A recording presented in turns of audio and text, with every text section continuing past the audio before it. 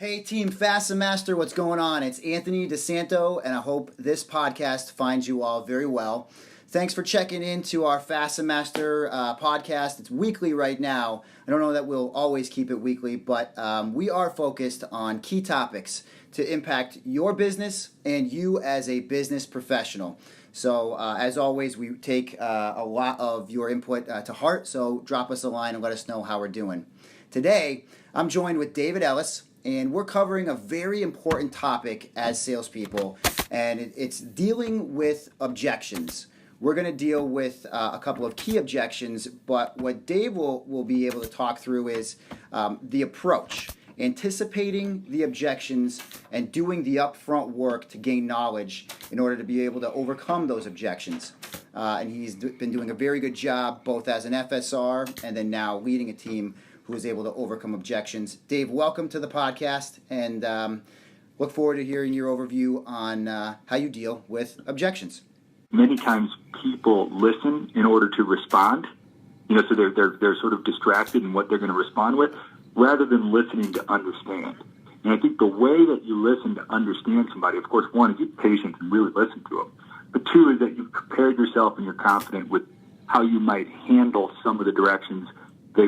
We hear this thing, buyer throws you a curveball, right? But in baseball, of course, if you're ready for the curveball, you can hit it out of the park. So it's not impossible. You just have to have some preparation. That's great, Dave. And I think one of the things that we were talking about prior to this recording was that, overcoming objections, it's not about getting lucky or coming out of nowhere. You want to be in control of the objection. And one of the things we'll talk about is Dave's, we've talked about this, what's in it for them, that kind of paradigm shift where you are changing your perspective, putting it in their shoes. And so you had talked about letting the customer come to you with the objections. Can you talk a little bit about the what's in it for them concept? But the what's in it for them concept is really about, how you're putting yourself in that person's shoes and really trying to sort of get perspective on yourself as a salesperson. So if you really think and you're trying to prepare yourself before a meeting, you're going to ask for, a lumberyard owner for a stocking position, is jotting down what you think is important to that specific person would be a really important perspective for you and allow you to sort of understand what questions they might ask you. So like a purchaser might be more interested in turns, and a sales manager might be more interested in how they get the attention of their customers with something new. It's got some pizzazz to it. So certainly like that can change a lot. And Anthony, you mentioned about getting lucky with somebody asking a question that you already know the answer to. But certainly is like if they're asking those questions and you already know the answer, you're answering them as they're coming to you. And what I mean is it's much different than, let's say, we know all the answers and we just kind of puke everything out on all the product knowledge out to just get it out there. And the reality is if we know like LedgerLock's code approved or ThruLock or whatnot, letting them ask you that is much different than you just telling that to them along with that the screw's 3 5/8 inches long. Mm-hmm. When they're mentally ready to hear something is the ideal time to sort of give them the answer. And it makes so much sense and so obvious when I say that, but very often is you get sort of nervous and you just start throwing out facts, features, and benefits, and you're much better off is presenting something to get their interest, like a grabber. Like oftentimes I'll drive a ThruLock and then just be quiet. The questions, we might call them objections, but really they're questions because that person's putting themselves in the mindset of, and we all do this, whether we're shopping for shoes or whatever golf clubs, whatever you're buying, is you start to envision yourself owning that product or using that product, right, and using the benefit. So you start to see yourself using ThruLock or LTS, and questions start coming to mind. So we call these, buying indicators. So when they're asking you what the price is, that probably means pretty good that they've decided that the product is functional and useful for them. And I think the message for the team is not all objections are bad. They're opportunities, and as you were saying, they're very often viewed as buying signals. And so when you look at the lens of lateral tension system, could you talk to us about a common objection there and how you would approach the resolution? One thing you want to ask is why would someone use a lateral tension system, or why would they use what is on the market, prior to LTS, which would be a DTT type product, 2Z or 1Z. And that would be almost unanimously because the builder needs to meet code and it's being enforced. So if we can anticipate that that's going to be a question, and we all should assume that that's going to be asked, is in order for us to be an expert and also be able to, correctly answer that question, is we really ought to be at the code office prior to that meeting, whether it's the county or the city or both. And that does a couple things. One, you can verify that they're actually enforcing that, and you're verifying that ours is truly an approved alternative. But the other thing is you might learn that certain areas, outside of the city aren't enforced, like the unincorporated county part, and you might be able to impart that knowledge to the purchaser that you're going to ask for a PO. When they ask that objection, you have a really well thought out answer. It just makes you look more like an expert too. It's a great one. So anticipate that this is a code-related product. They're going to ask code questions. Visit your code office and understand the markets that you sell into. Really good overview, Dave. Moving a little bit quickly now over to the Fusion Lock side of things.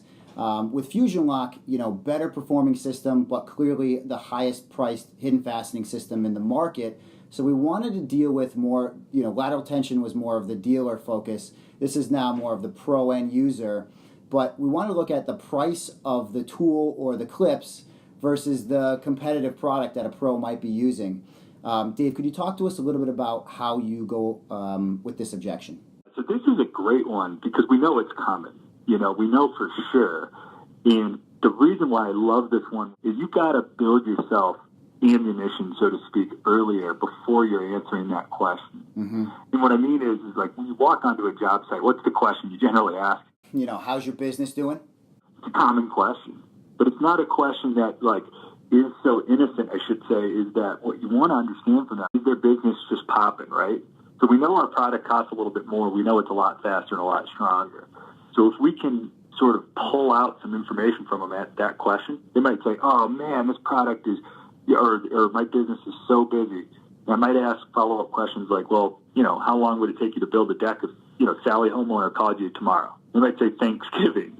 In which point, later when he asks you about price, you can come back to, instead of saying it's $1.35 versus $1.10, it's 20-30% more expensive.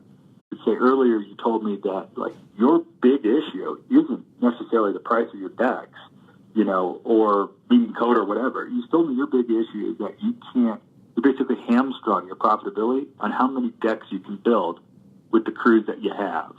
So if you can implement something that makes you faster, that overcomes that price. So how much, you might ask more questions at that point when they ask you what the price is, how much labor are you saving? But you ask a question earlier and you got an answer that helps become ammunition for you later. So it ends up being a good way to sort of build yourself up earlier in the conversation before that objection comes that you have anticipated. It's a great one. And, that question, it comes so easy, how's business? But, I think in general, as salespeople, we can't ask passive questions or rhetorical questions, how's business? And then you kind of just turn off, the listening mechanism in your brain. But you shouldn't be. You should be, really focused on it. I think that was one of the areas you did a great job of connecting those dots. It's great. Business is cranking right now. Great. Let's take price out of the equation when we talk about more jobs that you can do because of the Fusion Lock productivity. Would you mind helping us, Dave, talk about, the top lock and the collated Cortex? Often we're in August now, and it's hard sometimes when the objection is, well, right now it's not a great time of year to bring in new products. How would you approach that objection? Yeah, you can get stymied here if you're not prepared for this answer. I said number one is when someone asks you that question from a buying signal standpoint, is you might assume that they would otherwise bring it on. So ask the question. So is that all that's holding you back right now? Yes. Okay, so when do you do inventory? The 10th of October. Okay, great. So the 11th we can get a PO, so at the very least get that commitment, And the other direction you might go is well, if we're going to add this on the 11th of October, no reason why we can't start, going out and showing it, and conducting special orders, traveling with your outside salesman, email blasts, and education, right? The other thing that you might do, this is getting a little more creative, but you might anticipate that because you might know that yard is doing, their inventory, or they just refuse to bring new product on until after January. is you might find out if your local wholesaler has some terms that might be able to alleviate that issue. The other issue you can say is, what if it's in inventory and hasn't sold? What's that impact on your business? Oh, that's 3%. So you might, it might allow you to ask a question like, if I were to find a way to discount 3%, does that take that objection away? The big thing there is making sure you're anticipating that question can come, because otherwise it's going to catch you off guard. Great one. Going down the path of, what level of inventory are you comfortable with bringing in at this time of year? And the other thing that you had mentioned, Dave, which I thought was good in our prep was, we still have time. It's August. There's still a lot of decks to be built. All right. Well, Dave, I want to say thank you so much. I hope the team has taken out some of these high-level thoughts and really to kind of summarize, change your perspective, put yourself in their shoes. There's a concept that Dave talks about, what's in it for them, both at the dealer level and the pro level. When we ask that question of ourselves prior to getting into that conversation, we can be better prepared and we can better anticipate those objections to get to the resolution. So, team, I thank you so much for tuning in, and we're still doing the Get One program. Continue to send in your Get Ones. That wraps up the end of next week. We will have another podcast for you, but until then, stay safe, and thank you so much for listening.